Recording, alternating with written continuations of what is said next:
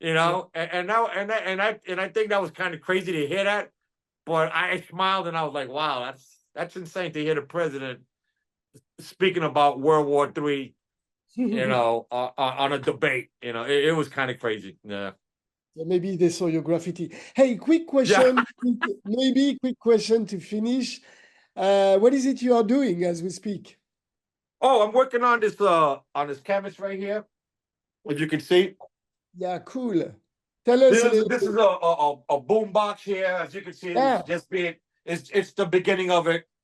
And music always has to do with the vibe of your atmosphere as being in New York City, listening to sometimes I like listening to a lot of beats. yeah. I like to leave the lyrics out of it because when I hear the You spoke lyrics and about hip hop, whatever, huh? yeah, And you spoke about hip hop. whatever they're rapping about, if they're rapping about a crime, I start feeling like a criminal, you Yeah. know? If they're rapping about love, I start feeling all lovey-dovey. So I try to keep it with like nice beats and a little bit of scratching and a lot of bass and this way it runs through my soul and it makes me more creative in the sense that I feel good. And if you feel good, you can create good artwork. So that has to do with the radio. And this is basically a rooftop. So it's like buildings on each side. And this is going to be a train traveling on the rails where you could see through a rooftop on the rooftop.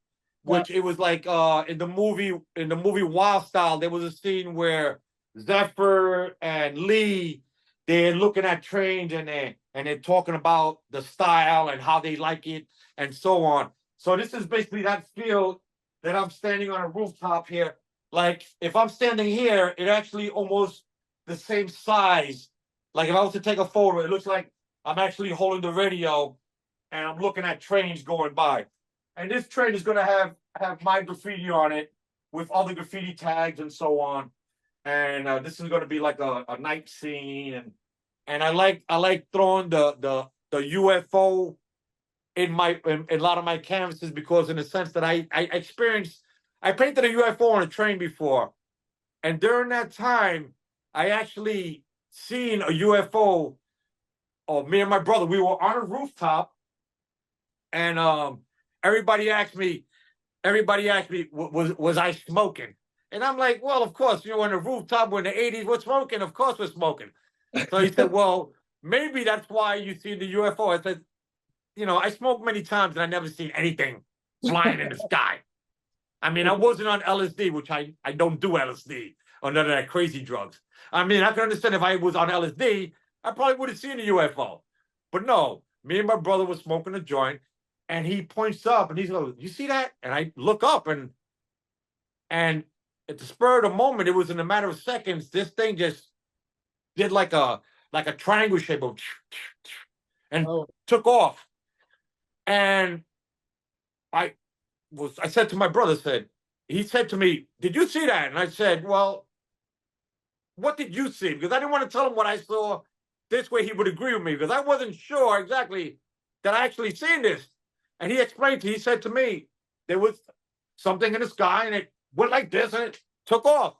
So that's when I knew that I actually seen a UFO in the sky. cool. I would put a UFO in the background, and the UFO when I put it on the train before I actually seen a UFO is the sense that there's more than what meets the eye. There's more what you see on this planet. There's way beyond. There's like endless galaxies and beyond our universe. And there's a lot of people that are closed-minded that say there's nothing else out there. We're the only ones. And I say, no, there's not. There's a lot out there. And and I think that I'm actually from out there. I was sent here to do graffiti.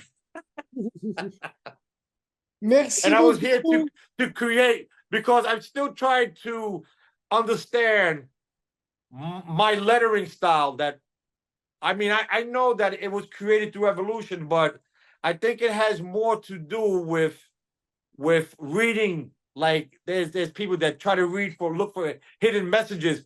I'm trying to find hidden messages inside my graffiti to find out who I am, in the sense that why did I create, and why am I so determined to go further and further into my studies in my own style, into my own graffiti. I try not to look at other people's graffiti too much because I don't want to get brainwashed and start doing similar things compared to what I see. I like to think hard and listen to certain music and create that was So, never created before. so in short, it's about you, but you are searching what does it mean about you, right? Exactly. How did I get this idea to create these letters and so on? Now I was partners with this graffiti artist named, which he became a rapper as well. His name was Ramalzi. Ramalzi, you ever heard of him? Yeah, yes, very well. Yes, I know him. Ramalzi, Rammelzee, if I'm correct. Exactly. Well, I met Ram in 1974.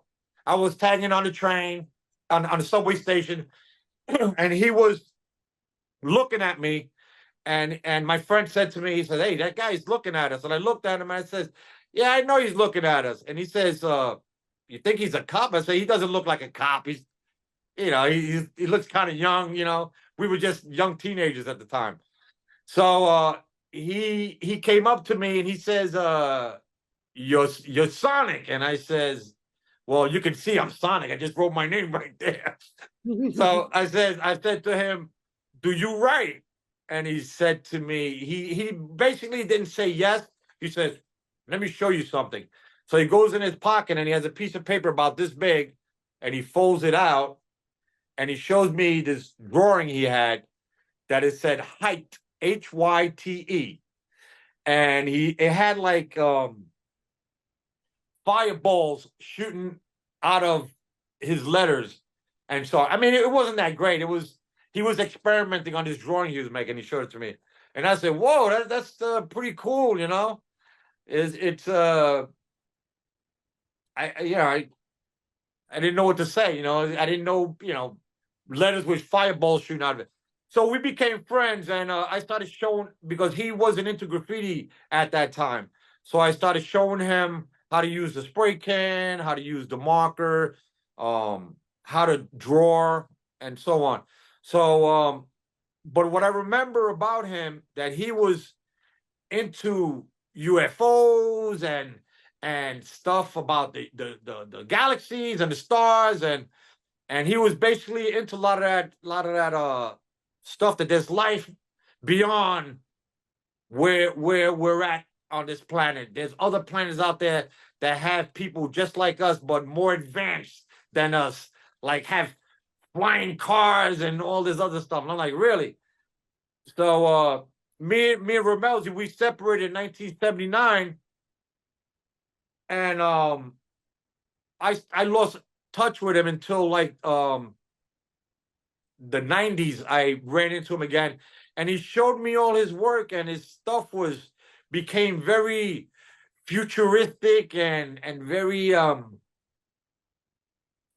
like he made all these characters that they come from these different planets. And it's kind of funny, but he passed away about, I would say, about 10, I don't know, time goes by so quick. He died back in, I think, 2010, around there somewhere. I'm not exactly sure, but I started researching his work after he passed away, and started reading some of his lyrics on what his characters meant and so on.